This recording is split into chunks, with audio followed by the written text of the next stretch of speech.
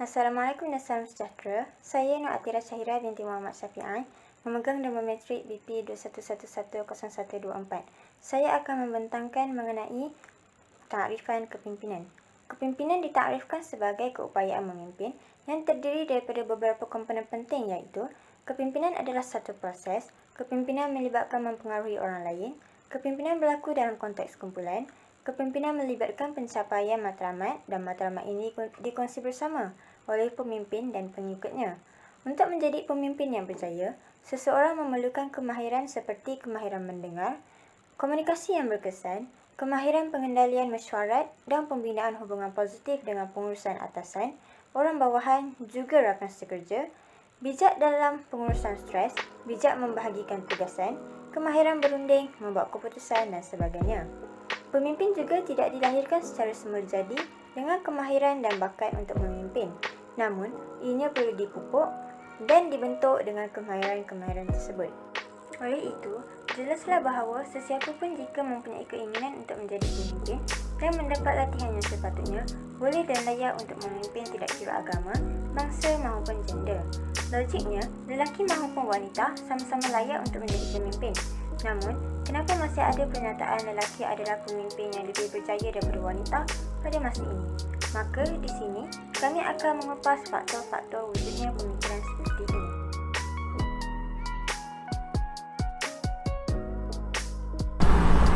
Assalamualaikum dan salam sejahtera. Nama saya Nur Sazina dari PJ Bali, BP 21110018. Hari ini saya akan membentangkan tentang faktor-faktor pemimpin lelaki lebih berjaya berbanding wanita.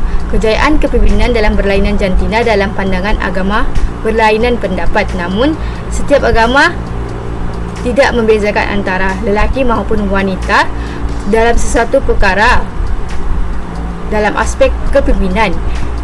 Tetapi agama memberi keutamaan kepada lelaki untuk menjadi pemimpin. Oleh itu, terdapat beberapa faktor lelaki lebih berjaya berbanding wanita. Pertama sekali, melalui pandangan agama Islam, Allah SWT meletakkan lelaki diberi naluri untuk memimpin keluarga dan mencari rezeki, manakala wanita diberi naluri keibuan dan membesarkan anak. Apabila kedua-dua belah pihak suami isteri mengikut fitrah kejadian masing-masing, maka wujudlah keharmonian dan kebahagiaan. Lelaki diciptakan oleh SWT untuk menjadi pemimpin. Di atas bahu mereka terletak tugas dan tanggungjawab yang besar.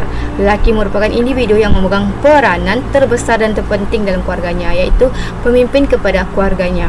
Kepimpinan suami dijelaskan di dalam Al-Quran dan Al-Sunnah. Firman Allah SWT dalam surah An-Nisa ayat 34 yang bermaksudkan lelaki adalah pemimpin yang bertanggungjawab dan pelindung bagi kaum wanita. Kerana itu Allah melebihkan kaum lelaki atas wanita, dan juga kerana lelaki menafkahkan sebahagian daripada hartanya.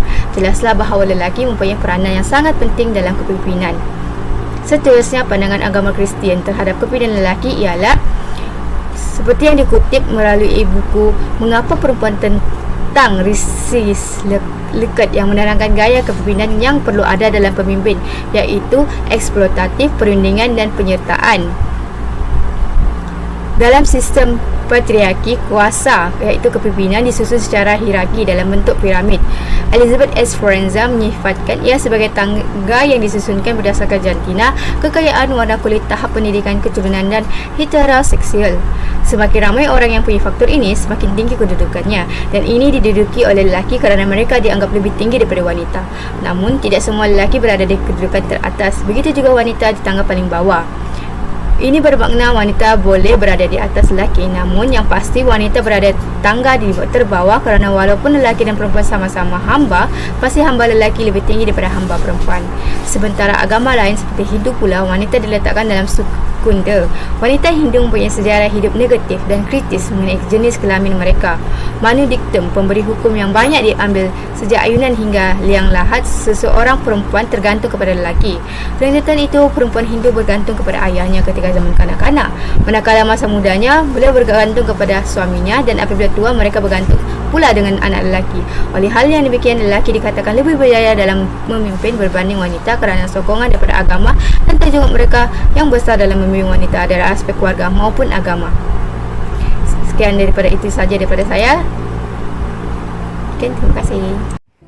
Salam sejahtera, nama saya Cynthia Iwi Syafini, memegang nombor matriks BP 2111-0103 dan saya akan meneruskan pembentangan untuk isi yang seterusnya iaitu kesesuaian interpersonal.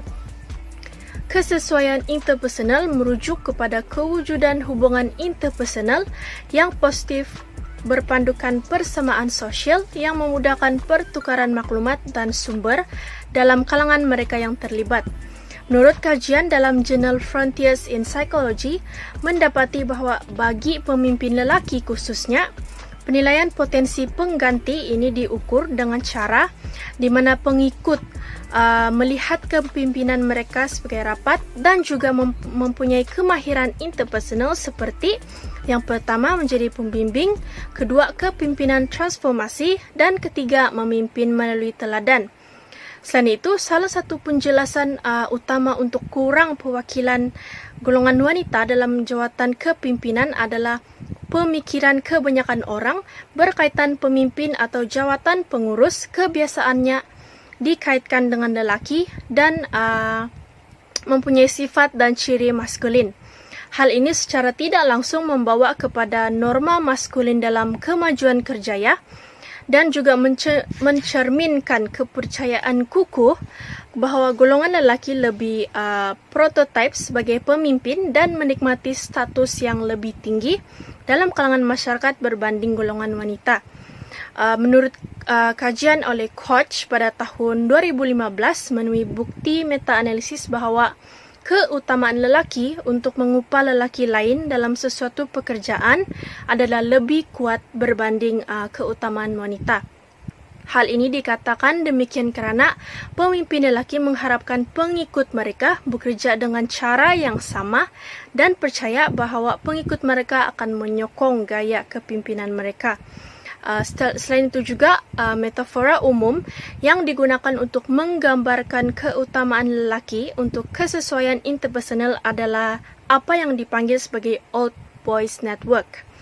Metafora ini menggambarkan apa yang dicipta oleh Kant pada 1977 sebagai struktur bayangan dalam organisasi di mana pemimpin lelaki cenderung untuk berinteraksi dengan pekerja lain ataupun pekerja muda dalam aktiviti rangkaian tidak formal bersama mereka yang juga lelaki atau mempunyai persamaan sosial dengan mereka.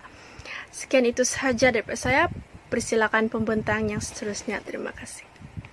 Seterusnya, menurut kajian oleh Ibarra pada tahun 1992 dan 1993, mendapati bahawa lelaki cenderung untuk membentuk hubungan yang homogen, merentas pelbagai rangkaian berdasarkan jantina yang sama dan cergas berbanding wanita. Di samping itu, hubungan lelaki juga dikatakan lebih kukuh berbanding ikatan wanita.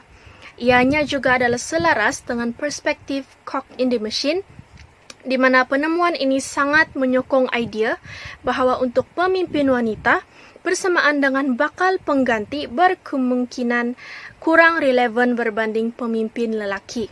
Sekian itu sahaja daripada saya. Persilakan pembentang yang seterusnya. Terima kasih.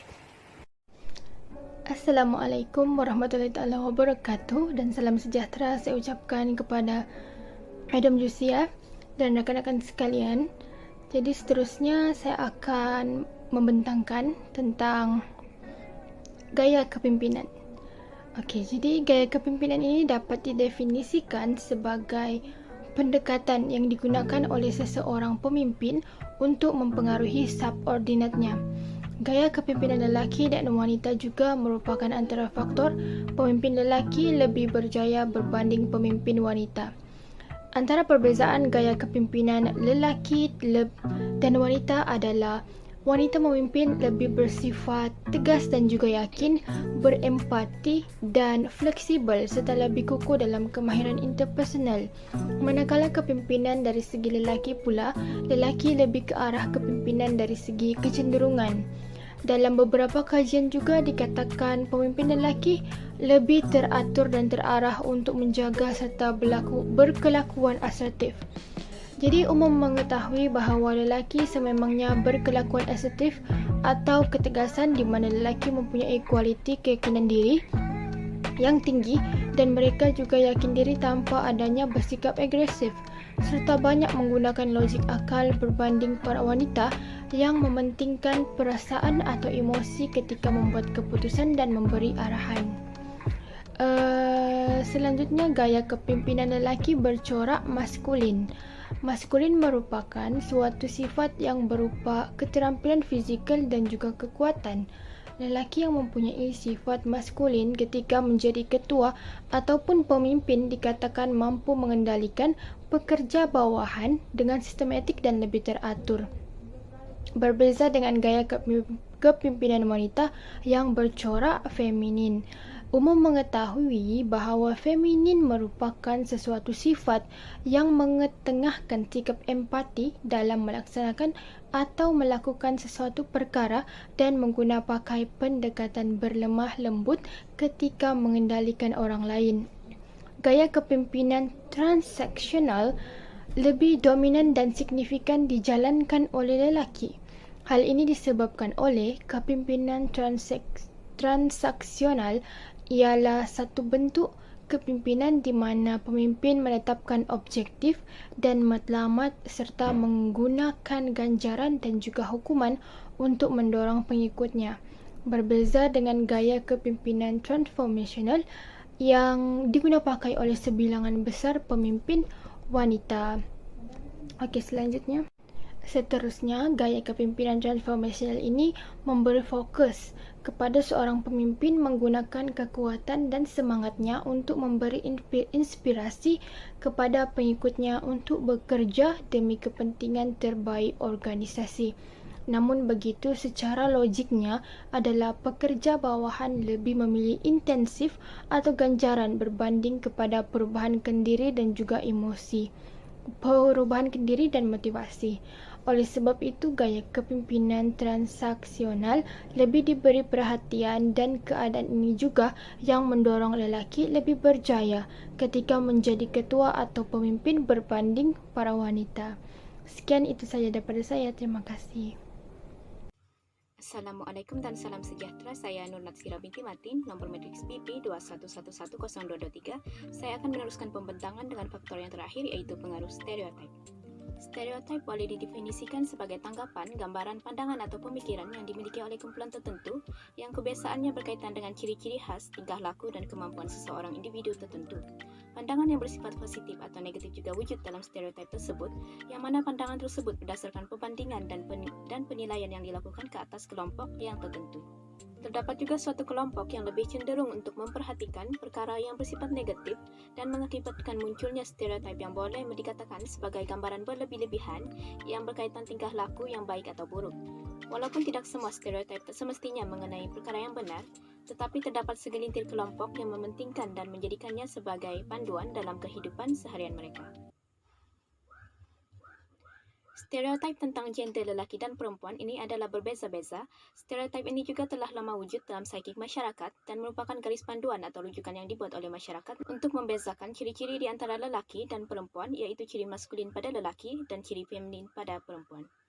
Stereotip masyarakat mengenai lelaki ialah lelaki seorang yang memimpin, berdaya saing, berani berdisiplin, tenang, berdikari, penegasan diri dan tidak sentimental. Stereotip mengenai perempuan pula ialah perempuan disifatkan sebagai seorang yang lembut, pasif, perlu tempat bergantung, tidak berdaya saing, subjektif, percaya pada naluri, tidak berani mengambil risiko, emosi, dan mudah berputus asa.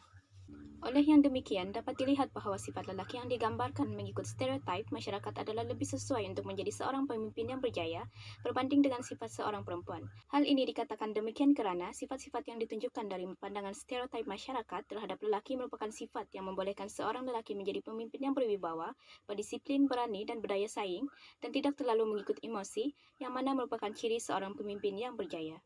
Seterusnya, tindakan dan perlakuan lelaki dan wanita dapat ditentukan melalui stereotip gender yang mempunyai komponen deskriptif dan preskriptif. Contohnya, lelaki dikatakan harus menjadi pelaku dan harus menghindari kelemahan.